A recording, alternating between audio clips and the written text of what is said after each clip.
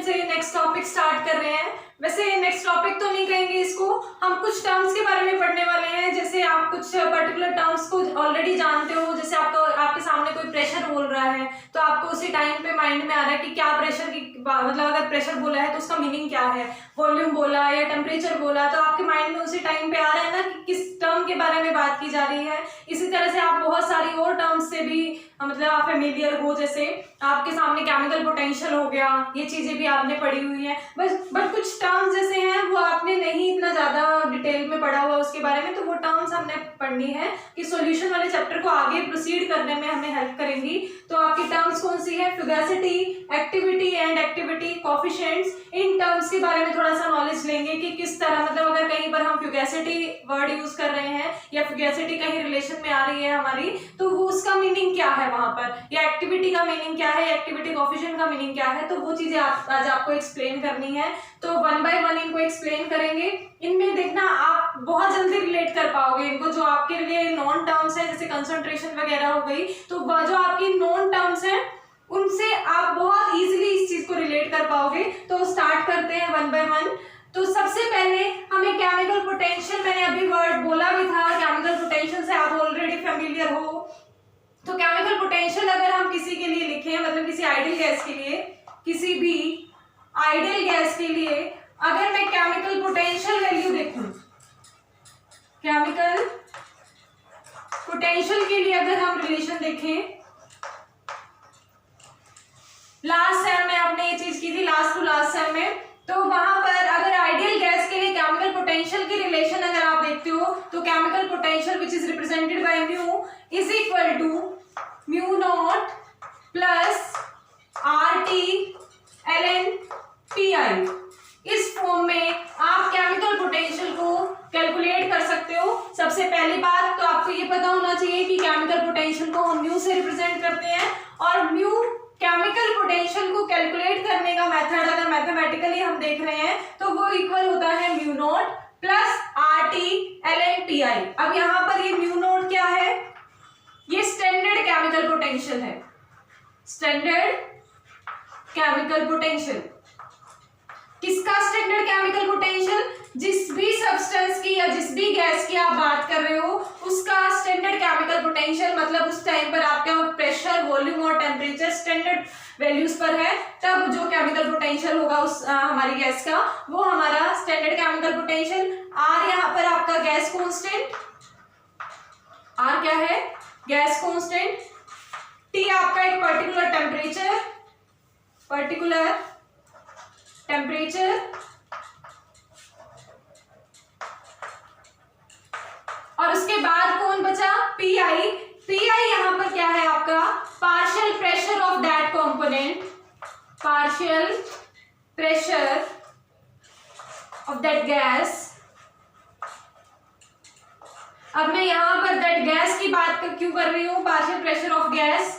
क्योंकि हमने सबसे पहली कंडीशन यही लगाई है कि हम किसकी बात कर रहे हैं, किसी आइडियल गैस के लिए अगर केमिकल पोटेंशियल के लिए रिलेशन हम देख रहे हैं तो वो आइडियल गैस के लिए रिलेशन हमारी पार्शियल प्रेशर की फॉर्म में लिख सकते हैं या पार्शियल प्रेशर की टर्म्स में हम लिख सकते हैं, और जो कि हमारी इक्वल होती है mu is equal to mu naught plus R T L N P I. तो R T, R gas constant, T आपका absolute temperature, log of P I, P I आपका क्या है? Partial pressure of that gas, जिस भी gas की आप बात कर रहे हो। तो यहाँ पर ये इस तरह से लिखा गया। But in case of mixture of gases, कि अगर आपने बहुत सारी गैसेस को मिक्स कर रखा है तब आप इस रिलेशन को कैसे फाइंड आउट करोगे? यहाँ सिर्फ पी से रिप्रेजेंट करो। तो अगर आपने किसी मतलब गैसेस का मिक्सचर ले रखा है, बट एक पर्टिकुलर कंडीशन होनी चाहिए कि वो गैसेस का मिक्सचर भी आपका आइडियल गैस ही फॉर्म करे, मतलब मिक्सिंग के बाद भी आपकी जो गैसेस हैं वो आइडियल गैस की तरह ही बिहेव कर रही है। तो इसके लिए हम केमिकल पोटेंशियल जनरल वे में अगर हर एक कंपोनेंट के लिए लिख सकते हैं सेपरेट सेपरेट। क्या बोला? दोबारा सुनिए कि अगर मेरे पास मिक्सचर है गैसेस का, गैसेस के मिक्सचर में अगर हमें केमिकल पोटेंशियल लिखना है सभी गैसेस के लिए, मतलब उस मिक्सचर के लिए, तो उस मिक्सचर के लिए अगर मुझे लिखना है केमिकल पोटेंशियल तो सभी कंपोनेंट के लिए ये इक्वेशन अप्लाई की जा सकती है, मतलब जितने भी उसके अंदर कॉन्स्टिट्यूएंट्स हैं उन सभी के लिए सेपरेट सेपरेट ये इक्वेशन अप्लाई की जा सकती है। इसका मतलब अगर कॉन्स्टिट्यूएंट्स के लिए लिखती हूं मैं यही इक्वेशन तो म्यू आई, आई रिप्रेजेंट कर रहा है किसी I is equal to mu I naught plus R T L N P I. अब इसका क्या मतलब हुआ, सपोज मैंने ए बी सी तीन कंपोनेंट्स को मिक्स किया, तीन गैसेस को मिक्स किया, तीन कॉन्स्टिट्यूएंट्स के बाद मेरा मिक्स जो गैस बनी है वो है, बट ये बनने मिक्स होने के बाद भी अगर ये आइडियल गैस है, अगर ये आइडियल गैस है तो उसके ऊपर यही इक्वेशन एप्लीकेबल होगी, मतलब इन पर भी यही इक्वेशन एप्लीकेबल होगी। हर एक कंपोनेंट के लिए, हर एक कॉन्स्टिट्यूएंट के लिए आप डिफरेंट ये इक्वेशन अप्लाई कर सकते हो। मतलब क्या, mu A is equal to mu A naught plus R T L N P A, तो वहां पर पार्शियल प्रेशर आ जाएगा ए वाली गैस का, म्यू ए नोट मतलब स्टैंडर्ड केमिकल पोटेंशियल आ जाएगा ए का, और यहाँ से आप chemical potential of that particular gas आप कैलकुलेट कर सकते हो। इसीलिए बी के, इसी तरह से बी के लिए भी, सी के लिए भी, आप सभी के लिए chemical potential in terms of partial pressure, in terms of partial pressure, in terms of partial pressure आप कैलकुलेट कर सकते हो केमिकल पोटेंशियल। तो ये तो हमने कैलकुलेट किया कि हमारा अगर कोई भी गैस आइडियल गैस है तो उसके लिए हम केमिकल पोटेंशियल अगर कैलकुलेट करना चाहते हैं तो वो हम कैलकुलेट कर सकते हैं इन टर्म्स ऑफ पार्शियल प्रेशर। अब अगर इसी आइडियल गैस के लिए ही मैं केमिकल पोटेंशियल ही अगर कैलकुलेट करना चाहती हूँ और इन terms of concentration find out करना चाहती हूँ, तो उस टाइम पे हमारा यही इक्वेशन किसमें कन्वर्ट हो जाएगी, पहले हमने अभी जो कैलकुलेट किया है वो in terms of partial pressure किया, but mu I is equal to mu I naught plus R T L N C I के इक्वल हो जाएगा। कब, अगर मैं यही केमिकल पोटेंशियल की relation in terms of concentration लेती हूं, इन टर्म्स ऑफ कॉन्सेंट्रेशन। ये आइडियल गैस के लिए ही है, ये चीज भी ध्यान रखना। आइडियल गैस अगर मेरे पास कोई है, उस गैस के लिए हम केमिकल पोटेंशियल, मतलब मेरे पास कोई भी अगर आइडियल गैस है तो उसके लिए मैं केमिकल पोटेंशियल पार्शियल प्रेशर की फॉर्म में भी कैलकुलेट कर सकती हूँ और कॉन्सेंट्रेशन की फॉर्म में भी कैलकुलेट कर सकती हूँ। अब ये इसका मतलब क्या है कि आइडियल गैस के केस में आपके पास कॉन्सेंट्रेशन गिवन है तो ये वाला फॉर्मूला अप्लाई कर लो, ये वाला मैथमेटिकल रिलेशन यूज कर लो, और अगर आपके पास पार्शियल प्रेशर किसी गैस का आपके पास नोन है तब आप ये वाले रिलेशन यूज कर सकते हो।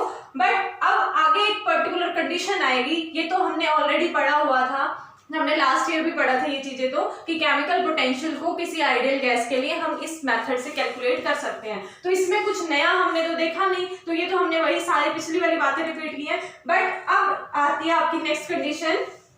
क्या कंडीशन आएगी, ये तो हमने आइडियल गैस पर मतलब इक्वेशन को अप्लाई किया, बट आपकी गैसेस क्या आइडियल रहती हैं सारी?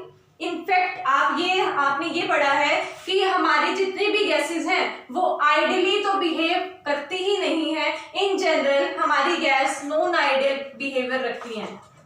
कैसा बिहेवियर रखती हैं? नॉन आइडियल बिहेवियर रखती हैं। तो non ideal gas, non ideal solution हो आपका कोई, या आप उसको कह सकते हो रियल गैस। जब आपकी गैस आइडियल नहीं होती है तो आप उसको क्या नाम दे देते हो, या तो नॉन आइडियल सॉल्यूशन का नाम दे देते हो या नॉन आइडियल गैस का, या फिर आप उसको रियल गैस बोलते हो। तो रियल गैस और नॉन आइडियल गैस पर ये इक्वेशंस एप्लीकेबल नहीं है। ये इसीलिए बार बार मैं बोल रही थी आइडियल गैस, मैं बार बार इस चीज को रिपीट कर रही थी कि आइडियल गैस के केस में केमिकल पोटेंशियल अगर आपको कैलकुलेट करना है तो केमिकल पोटेंशियल आप इस रिलेशन की हेल्प से कैलकुलेट कर सकते हो इन टर्म्स ऑफ पार्शियल प्रेशर भी और इन टर्म्स ऑफ कॉन्सेंट्रेशन भी। But in case of non ideal gas या आप यूं कहो रियल गैस के केस में ये इक्वेशंस एप्लीकेबल नहीं है। इन इक्वेशन मतलब इक्वेशन तो इसी तरह से आएगी सिमिलर वे में, पर आप वहां पर पार्शियल प्रेशर की फॉर्म में या कॉन्सेंट्रेशन की फॉर्म में इन गैसेस का केमिकल पोटेंशियल कैलकुलेट नहीं कर सकते। तो इसका मतलब अब हम फिर कैसे करेंगे, जब हम ना पार्शियल प्रेशर की फॉर्म में कैलकुलेट कर पा रहे हैं ना ही हम कॉन्सेंट्रेशन की फॉर्म में कैलकुलेट कर पा रहे हैं, तो अब हमें इसका अगर कैलकुलेट करना है तो वो हम कैसे कैलकुलेट करेंगे। इनको कैलकुलेट करने के दो मेथड्स होते हैं, या तो हम एक्टिविटी की फॉर्म में कैलकुलेट कर लेते हैं, या तो हम एक्टिविटी की फॉर्म में कैलकुलेट कर लेते हैं या इन टर्म्स ऑफ फ्यूगेसिटी हम कैलकुलेट कर सकते हैं। या तो हम एक्टिविटी के टर्म्स में कैलकुलेट करेंगे इनका केमिकल पोटेंशियल, आइडियल गैस के लिए, सॉरी नॉन आइडियल के लिए, और रियल के लिए बात कर रही हूँ। या तो मैं एक्टिविटी के टर्म में कैलकुलेट कर सकती हूँ या फ्यूगेसिटी के टर्म्स में कैलकुलेट कर सकती हूँ। देखो अभी मैंने आपको जब कहा आइडियल गैस के लिए, तो आइडियल गैस में हमने ये कंडीशन लगाई थी कि आइडियल गैस है तो आप केमिकल पोटेंशियल को पार्शियल प्रेशर के फॉर्म में भी कैलकुलेट कर सकते हो और साथ ही साथ आप कॉन्सेंट्रेशन की फॉर्म में भी कैलकुलेट कर सकते हो। तो आपके पास ऑप्शंस थे। यहाँ पर भी सिमिलर वे में ऑप्शंस ही हैं कि अगर आपकी नॉन आइडियल सॉल्यूशन है या नॉन आइडियल गैस है या रियल गैस है तो आप एक्टिविटी के फॉर्म में जा सकते हो या फ्यूगेसिटी के टर्म्स में जा सकते हो। इन दोनों में से किसी भी टर्म में कैलकुलेट कर सकते हो, बट पार्शियल प्रेशर और कॉन्सेंट्रेशन की फॉर्म में कैलकुलेट नहीं कर सकते। अब क्वेश्चन आता है कि एक्टिविटी क्या है और फ्यूगेसिटी क्या है, क्योंकि पार्शियल प्रेशर और कॉन्सेंट्रेशन को तो आप हमेशा से पढ़ते आए हो और आपको पता है कि पार्शियल प्रेशर क्या होता है या प्रेशर क्या होता है या फिर आपकी कॉन्सेंट्रेशन क्या होती है। इन टर्म्स से तो आप ऑलरेडी फेमिलियर थे, इन चीजों के बारे में आपको पता था। तो यहाँ पर एक बार ये प्रेशर और कॉन्सेंट्रेशन आ गया तो आपके लिए कुछ नया नहीं था। और अगर हम ये केमिकल पोटेंशियल की बात कर रहे हैं तो अगर केमिकल पोटेंशियल पता है तो स्टैंडर्ड केमिकल पोटेंशियल भी अगर हमें पता हो तो ये भी कोई बड़ी बात नहीं है, क्योंकि स्टैंडर्ड स्टेट्स पे तो कैलकुलेट कर रहे हो। तो हमारे लिए नई टर्म्स कौन सी हैं? एक्टिविटी और फ्यूगेसिटी। तो ये एक्टिविटी और फ्यूगेसिटी को एक तरह से सब्स्टिट्यूट कहा जाता है। दोबारा ध्यान से सुनना ये चीज, एक्टिविटी को और फ्यूगेसिटी को सब्स्टिट्यूट्स कहा जाता है किसके? कॉन्सेंट्रेशन का और पार्शियल प्रेशर का। दोबारा सुनो क्या बोला है मैंने, एक्टिविटी को और फ्यूगेसिटी को सब्स्टिट्यूट्स कहा जाता है किसके किसके? कॉन्सेंट्रेशन का और पार्शियल प्रेशर का। इनफैक्ट एक्टिविटी को कॉन्सेंट्रेशन का, एक्टिविटी को कॉन्सेंट्रेशन का सब्स्टिट्यूट कहा जाता है और फ्यूगेसिटी को पार्शियल प्रेशर का, प्रेशर ही लिख रही हूं सिर्फ, पार्शियल प्रेशर का सब्स्टिट्यूट कहा जाता है। और सब्स्टिट्यूट का मतलब क्या होता है? उनकी जगह पर ये आ जाए। जैसे हमारे पास आइडियल गैस के केस में पार्शियल प्रेशर था और कॉन्सेंट्रेशन था रिलेशन में, केमिकल पोटेंशियल कैलकुलेट करने के लिए हमारे पास रिलेशन में ये प्रेशर था और कॉन्सेंट्रेशन था। जब आप नॉन आइडियल की बात करते हो या रियल गैसेस की बात करते हो तो उस टाइम पे प्रेशर की जगह तो फ्यूगेसिटी ले लेती है और कॉन्सेंट्रेशन की जगह एक्टिविटी ले लेती है, मतलब एक दूसरे को सब्स्टिट्यूट कर देते हैं। बट सब्स्टिट्यूट कर देते हैं तो इसका मतलब तो यहाँ पर प्रेशर का मतलब फ्यूगेसिटी ही है, फ्यूगेसिटी का मतलब प्रेशर ही है, ऐसा भी नहीं है। इनको हम थोड़ा सा चेंज करेंगे। यहाँ पर मतलब यहाँ भी इसी तरह से बोल सकते हो कि कॉन्सेंट्रेशन की जगह एक्टिविटी, एक्टिविटी की जगह कॉन्सेंट्रेशन। तो कुछ नया तो आया ही, जस्ट नाम ही तो चेंज किया, ऐसा नहीं है। थोड़ा सा एक दूसरे को मैथमेटिकली रिलेट करेंगे कि किस तरह ये एक दूसरे से मैथमेटिकली या यूं कहो कि डायरेक्टली प्रोपोर्शनल होते हैं एक दूसरे के। इसी वजह से ये फ्यूगेसिटी को रिप्लेसमेंट या सब्स्टिट्यूशन कहा जाता है पार्शियल प्रेशर का, और एक्टिविटी को सब्स्टिट्यूशन कहा जाता है किसका? कॉन्सेंट्रेशन का। तो आप देखिए कैसे ये हमारे सब्स्टिट्यूट्स होते हैं। पहले मैं बात कर रही हूं फ्यूगेसिटी की। फ्यूगेसिटी को F से रिप्रेजेंट किया जाता है, फ्यूगेसिटी रिप्रेजेंटेड बाय F। और ये फ्यूगेसिटी जो है वो हमारी डायरेक्टली प्रोपोर्शनल होती है ये पार्शियल प्रेशर के। फ्यूगेसिटी डायरेक्टली प्रोपोर्शनल होती है पार्शियल प्रेशर के।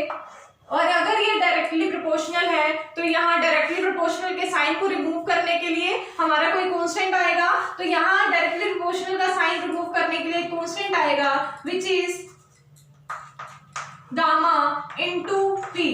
और यहाँ पर ये गामा क्या है? ये गामा है आपका activity coefficient, activity coefficient, activity coefficient. तो F is equal to gamma into P, जहां पर आप केमिकल पोटेंशियल की रिलेशन कैलकुलेट करते time mu is equal to mu naught plus RT ln P ले रहे थे किसी आइडियल गैस के केस में। बट अगर आप नॉन आइडियल गैस की बात कर रहे हो तो नॉन आइडियल गैस के केस में वहां पर प्रेशर नहीं,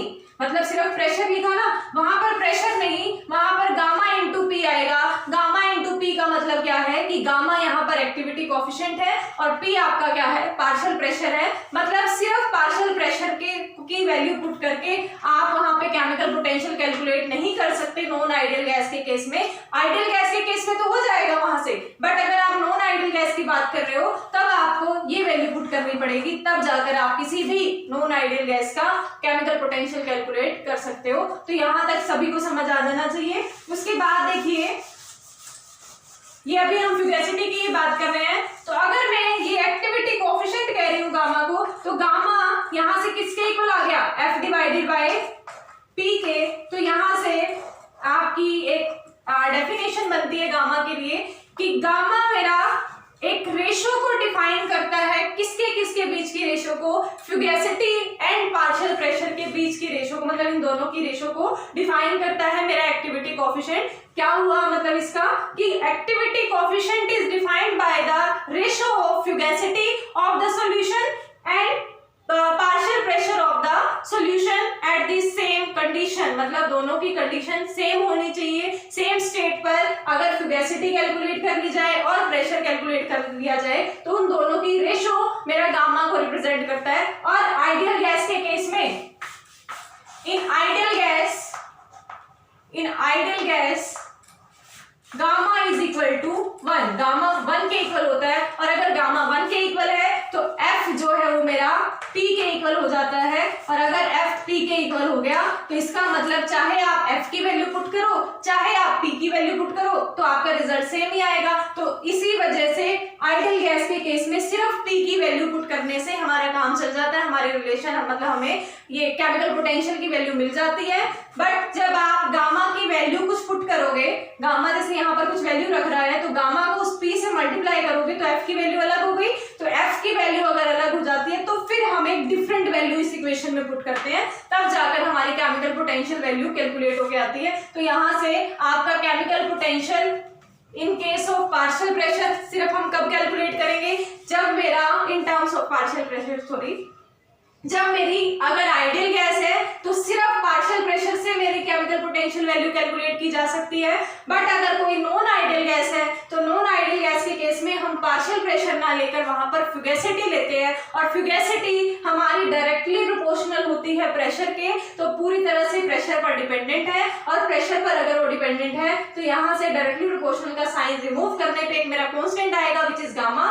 गामा क्या है यहाँ पर आपका एक्टिविटी कोएफिशिएंट, और एक्टिविटी कोएफिशिएंट मेरा आइडियल गैसेस के लिए 1 होता है। इसी वजह से हमारे F P के इक्वल हो जाती है, और उस केस में हम यही रिलेशन यूज कर लेते हैं, हमें गामा इंटू P पुट करने की जरूरत नहीं पड़ती। तो अब इसके बाद बात आती है कि अगर आइडियल गैस के लिए तो गामा 1 है, बट नॉन आइडियल के लिए क्या है। नॉन आइडियल के केस में गामा हमेशा लेस देन 1 होगा।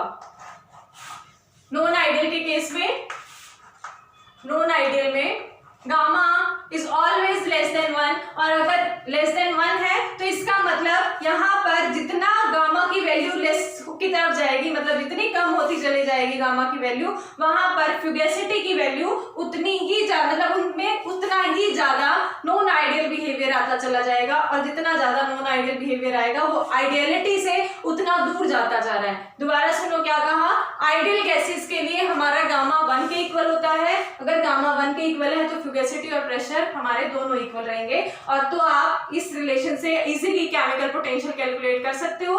बट अगर आपकी नॉन आइडियल में कन्वर्ट हो रहा है तो mu is equal to mu naught plus RT ln, फिर यहाँ पर गामा इंटू P से आपको मल्टीप्लाई करना पड़ेगा, तब जाकर आपकी केमिकल पोटेंशियल की वैल्यू आएगी। तो अगर मेरा गामा 1 है तो आइडियल गैस को रिप्रेजेंट करेगा, गामा लेस देन 1 है तो नॉन आइडियल को रिप्रेजेंट करेगा, और नॉन आइडियल के केस में अगर गामा लेस देन 1 होता है तो जितना 1 से लेस वैल्यू आएगी उतना ही ज्यादा वो नॉन आइडियल बिहेवियर को रिप्रेजेंट करती होगी। इसका मतलब यहाँ से नॉन आइडियल बिहेवियर अगर हमें चेक करना है कि कितना किसमें नॉन आइडियल बिहेवियर ज्यादा है, तो आप उसकी गामा वैल्यू कैलकुलेट कर लो। गामा वैल्यू डिफाइन करके देगी आपकी नॉन आइडियल बिहेवियर किसमें ज्यादा है और किसमें कम है। तो ये हुआ फ्यूगेसिटी की बात, और यहीं से हमने activity coefficient which is gamma उसको भी रिप्रेजेंट कर दिया है, उसको भी डिफाइन कर दिया है किस फॉर्म में कि गामा या एक्टिविटी कोएफिशिएंट हमारा कैलकुलेट होगा कब, दोनों की रेशो से। किसकी रेशो से, फ्यूगेसिटी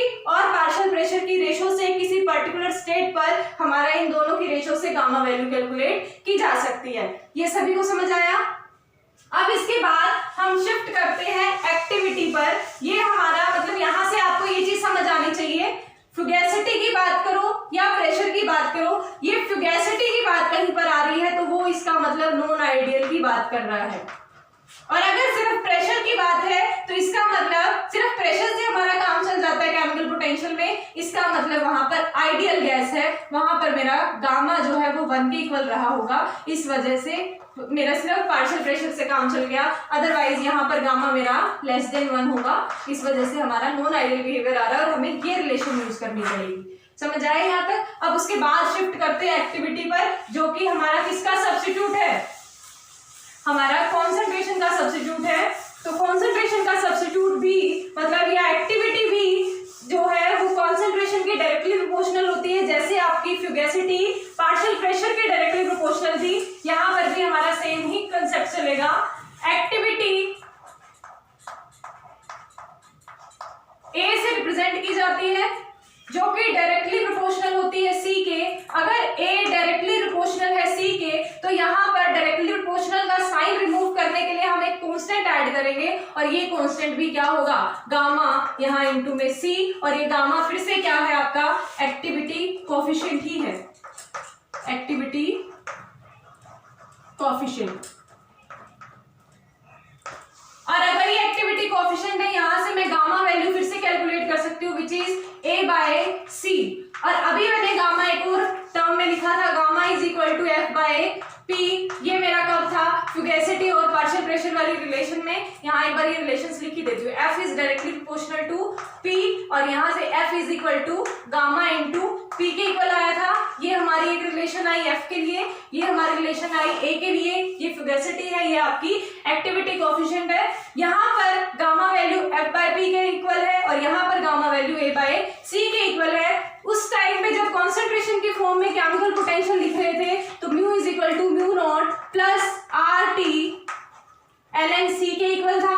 और यहाँ अगर आप वैल्यू बात करोगे कि ये तो किसके केस में था? आइडियल के केस में, यहाँ ये आइडियल के केस में था और ये हमारा नॉन आइडियल। और यहाँ पर अगर मैं नॉन आइडियल की बात करूं तो नॉन आइडियल के केस में chemical potential is equal to standard chemical potential plus R T ln C की जगह किसने ले लिया है? गामा इंटू C ने, तो यहाँ आपका आ जाएगा साथ में गामा इंटू C। तो ये रिलेशन आई, ये हमारी इन टर्म्स ऑफ कॉन्सेंट्रेशन रिजल्ट्स हैं और ये हमारा इन terms of partial pressure result है। ये तो पार्शियल प्रेशर है बट ये क्या है? फ्यूगेसिटी है। ये तो हमारा कॉन्सेंट्रेशन है बट ये क्या है? एक्टिविटी है। दोनों में सिर्फ इतना सा ही डिफरेंस है, दोनों एक दूसरे के सब्स्टिट्यूट इसलिए कहा गया क्योंकि कॉन्सेंट्रेशन की जगह एक्टिविटी ने ली और एक्टिविटी किसके इक्वल है? सिर्फ गामा फैक्टर से मल्टीप्लाई करना है और यहाँ पर भी सिर्फ गामा फैक्टर से पार्शियल प्रेशर को मल्टीप्लाई किया। अब देखो यहाँ पर मैंने अभी एक्टिविटी कोएफिशिएंट को डिफाइन किया था कि रेशो होता है किसका किसका? तो ये फ्यूगेसिटी का और पार्शियल प्रेशर का। अगर मैं इस बेसिस पर एक्टिविटी कोएफिशिएंट को डिफाइन करूं तो ये मेरा रेशो होगा एक्टिविटी कोएफिशिएंट एक्टिविटी का और कॉन्सेंट्रेशन का, कि activity coefficient is defined by the ratio of activity of the solution and concentration of the solution at the particular state. तो यहाँ पर आपका एक्टिविटी और कॉन्सेंट्रेशन का रेशो और यहाँ पर फ्यूगेसिटी और प्रेशर का रेशो दोनों ही गामा को अगर डिफाइन कर रहे हैं तो इसका मतलब क्या? ये इसका मीनिंग क्या हुआ कि दो स्टेटमेंट आ रही है। तो अगर आपके पास प्रेशर के फॉर्म में रिजल्ट है, मतलब आपको पार्शियल प्रेशर अगर गिवन है तो आप फ्यूगेसिटी की टर्म्स में गामा कैलकुलेट कर सकते हो, चाहे आप कॉन्सेंट्रेशन के फॉर्म्स में गामा कैलकुलेट कर लो, रिजल्ट हमारा दोनों का सेम ही आएगा। अगर किसी पर्टिकुलर एक ही गैस की बात कर रहे हो, सेम ही कंडीशंस आपने प्रोवाइड की हुई हैं, तो आप चाहे कॉन्सेंट्रेशन की हेल्प से एक्टिविटी कोएफिशिएंट फाइंड आउट करो, चाहे आप पार्शियल प्रेशर की हेल्प से कैलकुलेट करो, सेम रिजल्ट आने वाला है। बट आपके पास मेथड्स दो हो गए हैं, सिर्फ इतनी सी बात है।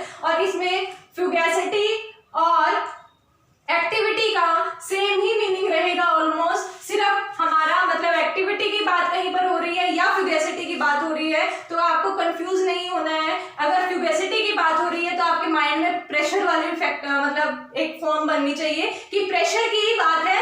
यहाँ पर फ्यूगैसिटी नाम जस्ट इसलिए दे दिया क्योंकि यहाँ पर नॉन आइडियल बिहेवियर आ गया है। सेम चीज यहाँ पर भी कि अगर आप कहीं पर एक्टिविटी की बात कर रहे हो तो आपके माइंड में कॉन्सेंट्रेशन वाला ही इमेज बनना चाहिए, और कॉन्सेंट्रेशन वाले मतलब कॉन्सेंट्रेशन का मतलब क्या हुआ कि यहाँ पर सॉरी एक्टिविटी का मतलब क्या हुआ कि यहाँ पर नॉन आइडियल बिहेवियर आ गया था गैसेस का, इस वजह से उसको नाम दे दिया एक्टिविटी का।